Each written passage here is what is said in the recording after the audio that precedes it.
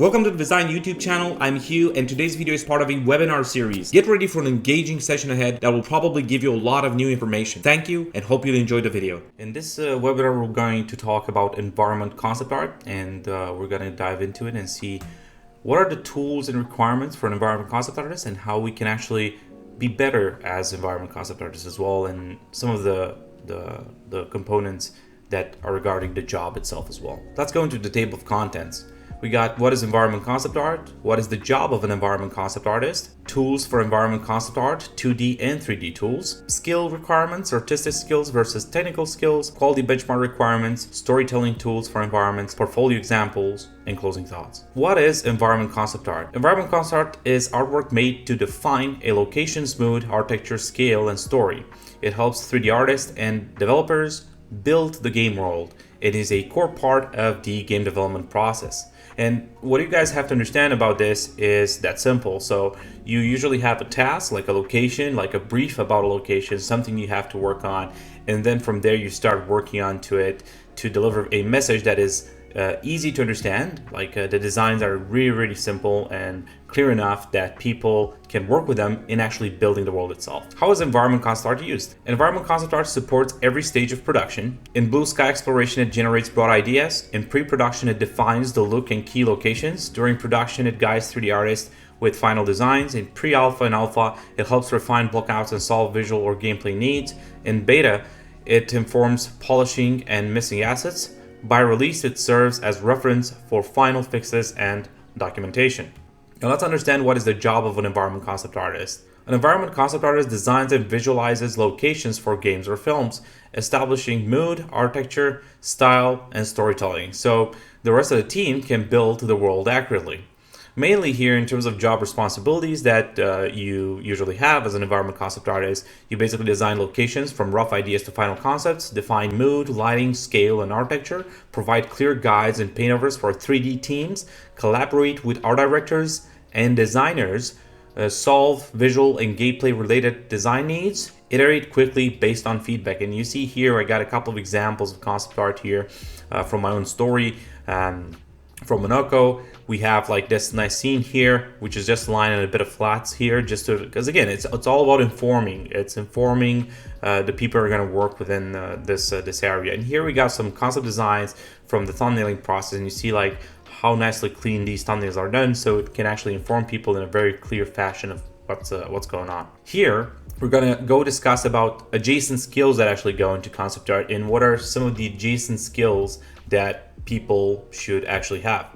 These adjacent skills matter because they help an environment concept artist work efficiently with a team, communicate ideas clearly, solve visual problems, and adapt quickly to production needs. They ensure that artists can support the pipeline, not just create good images. And this is really important because, again, as I said previously, we have to inform more than anything. And I believe like the sort of traditional skill set of drawing and the draftsmanship that goes into that is one of the core skills that a concept artist should have in general, and especially an environment one. In terms of adjacent skills to that, we got strong communication and teamwork, visual storytelling, basic 3D literacy for blockouts or referencing, problem solving and adaptability, time management, and fast iteration. Research and reference gathering is another core skills. Over time, you'll be asked to like find maybe good reference for certain materials, find good reference maybe for a certain type of scenario. Maybe you're working on an arena, coliseum, and all that stuff. You need to understand a bit of history, maybe have some sort of knowledge in your vocabulary to actually push those things forward. Now let's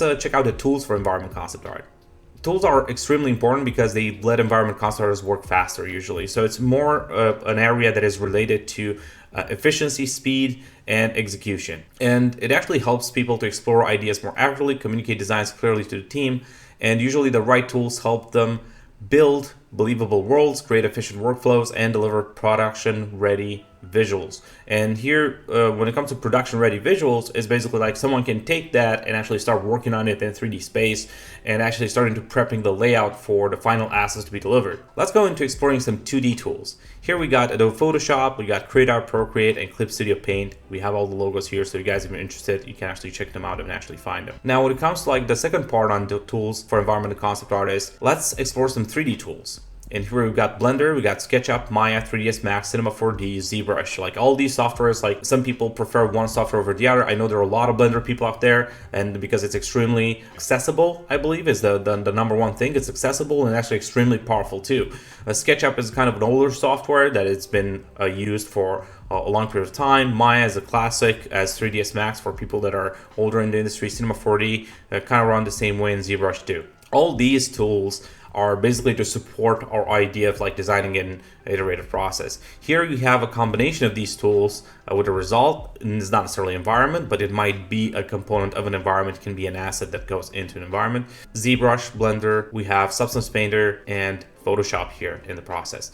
In terms of other tools that are used with regularly, when it comes to rendering or paint over, we have Keyshot, Unreal Engine, and Unity. Of course, Keyshot is a rendering engine used by designers mostly. Unreal Engine is an engine, it's a game engine, as much as Unity is an engine as well. When it comes to reference and workflow tools, we got PureRef, Miro, and Figma. These are used by designers across industries. And here, let's go into understand a bit about combo of tools in your process, because sometimes people ask me a question like, what tool should I learn?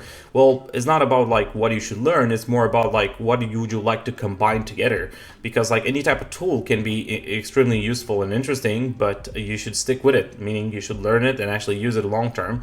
And maybe before learning a tool, you might want to consider like, okay, see if that tool is supported in the next period of time, see if they have funding, so you can actually check and see like which are the tools maybe on the long run that you can actually possibly use to make things actually work pretty well. And here we got Miro, for example, where you do some reference. In SketchUp you do some blockouts, in Photoshop you actually do actually paint overs and so forth.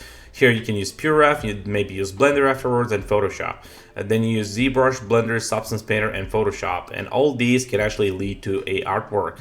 And as you can see my example here, this is done by me. It's a little diorama that I did in 3D mostly. So I did some designs, and then I built this in 3D. I put it through Substance Painter and actually got it to this sort of level of finish. I also imported in a Unreal Engine to actually check if it's optimized, and actually did some shots as well. And here you got to remember that you don't have to learn all softwares, as I said at the beginning. You can learn, let us say, 2 or 3 and learn how to use them in a proficient way.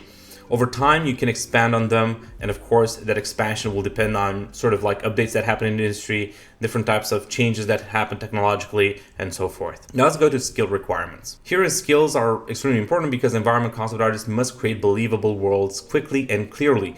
Strong skills ensure they can solve visual problems, support a production pipeline, and deliver artwork that guides 3D teams without confusion. And again, this is extremely important because like these skills that are artistic and technical, we're gonna go into them and see what they mean. Artistic skills are like sort of base principles. We got fundamentals, design, and storytelling. It's kind of like the way we think at Visign here. All of this to bring clarity to the artwork itself. So you actually have a breakdown between fundamentals, what they mean and how they're applied. You got design, which like has some structure and some like sort of processes that are attached to it, some philosophies about design that are borrowed from other industries, and storytelling, which is a core element to actually tell stories and to actually sell the images for that type of story that you try to build in terms of product. And then of course you have technical proficiency, whereas the ability to use these tools such as Photoshop, Blender, things such as 3D modeling, rendering softwares, and so forth. All of these are to execute on ideas efficiently. So when it comes to technical proficiency, the idea is to execute very proficiently and efficiently. Remember this main thing: artistic skill shapes the vision, technical skill enables fast production-ready execution. So what you have to understand is artistic skill actually develops your mind and your vision about how things could work. And the more you understand the artistic skill, you can understand different ways how to problem solve when it comes to like from an artistic standpoint. Then if you learn, let's say, a technical skill that enables you or gives you a tool to perform certain type of things, combining it with the artistic skill, you start to get some very, very interesting innovative results. When it comes to skill requirements here, the average time to proficiency usually for technical skill is between 3 and 12 months to get comfortable with common, let's say, 2D or 3D tools. When it comes to artistic skill, usually take much longer. It can be anything from 3 to 7 years to build a strong, reliable skill set in terms of like artistry, which is draftsmanship, capacity to draw really well, capacity to understand proportion, capacity to understand what goes into fundamentals, lighting, form, and so forth. And of course, like understanding design theory, how to apply that theory and execute in your artworks. And then of course, storytelling, because at any time of day, you need to be able to sell those stories online so people actually enjoy that part that you're selling in terms of story. And usually if you're managing to sell a story real well, you're actually going to be managing to make money as well. Now let's go into quality benchmark requirements. This is an interesting topic, of course, because sometimes people don't understand what a quality benchmark is and how you can actually establish that. But mainly, in a nutshell, a quality benchmark is the standard of visual excellence a concept artist aims to meet or exceed. It's the reference point that defines the expected level of clarity, design, and polish for production-ready work. And that is kind of mainly what the quality benchmark is. And you see here, for example, I already have set up a quality benchmark for an Unoko in terms of project, and you'll see that each frame here is consistent with the previous one. That means I'm trying to respect the guidelines that I set up myself to work with, so I can actually build this in a very, very clear way. What do you need for this quality benchmark? You need strong fundamentals, meaning lighting, color, perspective, and form, clarity of design, readable shapes, purposeful compositions, and clear intention, visual storytelling, mood, narrative cues, and world-building details, consistency, matching the project style, tone, and art direction, production usefulness, providing information 3D artists and designers can build from without ambiguity. And that's a key word there, without ambiguity, because you want to be as clear as possible so people are not confused about what's going on in your design. And of course, if people do want freedom, you can tell them like, hey, maybe you can have freedom in this area if you want. But that's usually it's managed by the expectations for the project itself. Now, the second part of quality benchmark, usually two scenarios here, because like there's the question like who sets the quality benchmark at the end of the day. If you're doing personal work for portfolio purposes using a mood board and a couple of examples for end results, the look and feel of the final work will be enough to build an example for quality benchmarks. And the second scenario is if you are working with a studio, you can ask for relevant work already done by their artist and use that as a quality benchmark setter. Usually those are kind of the main areas. Of course, there might be others, the way you can set quality benchmark. There are people that do, let's say, experimental artwork or experimental quality benchmarks, or testing the limits of current technology to check quality benchmarks for various things. But that's more on the experimental side. It rarely happens that someone needs in a portfolio to do that type of experimental stuff. Experimental stuff is usually, at least in my experience knowing, is done by very highly skilled trained professionals that are very high expertise, and they usually spend their time in those areas. Now let's go to storytelling tools for environments. In terms of storytelling tools, you got macro tools and micro tools, and I'm going to go on each and one of them.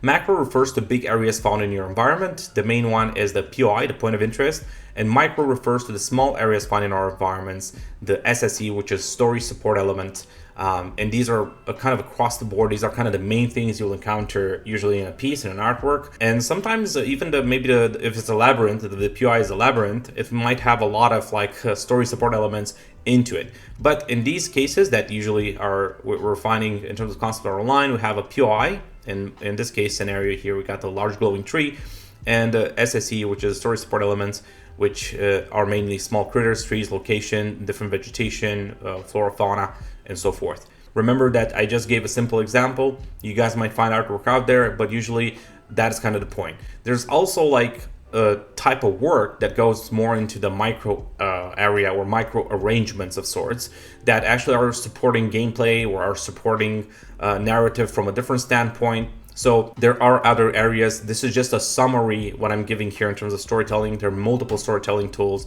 I'm just focusing on the broad picture, let's say, but there are also more, just so you guys know, this is not everything. When it comes to a breakdown of storytelling, when it comes to micro tools, storytelling elements can come from a variety of sources. It can be different small elements to support a narrative or tell a story of the location. These stories can be, for example, a tree trunk that is used as a home, a tent in a bombarded building with some belongings that suggest someone is there, an empty attic with scratched symbols on the floor and blood splatter suggesting that is ritualistic spot, etc.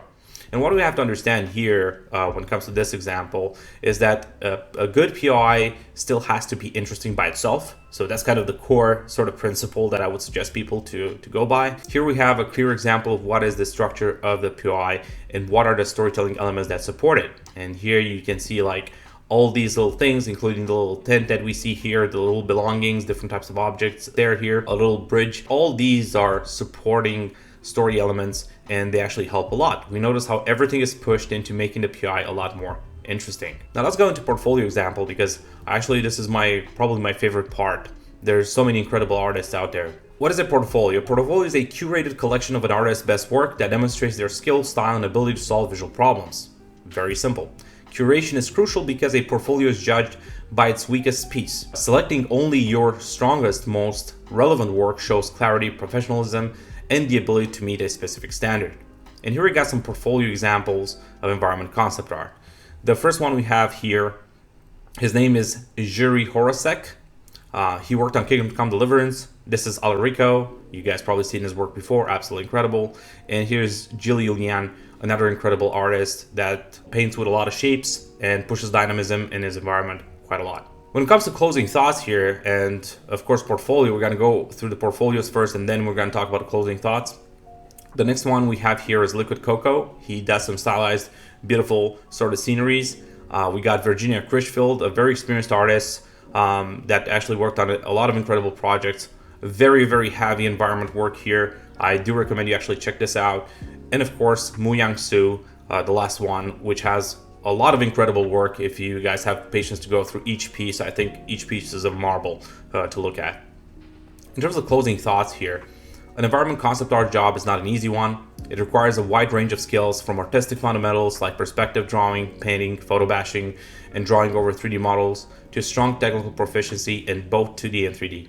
A great portfolio relies on understanding all of these areas and maintaining clear quality benchmarks, as every product or project comes with a standard that any environment concept artist must be ready to meet. Critical thinking and understanding the world, how we interact with it, and how we move within it are essential perks that any environment concept artist should have to build the immersive worlds that people play within. And with this, I want to get you guys to some course recommendations.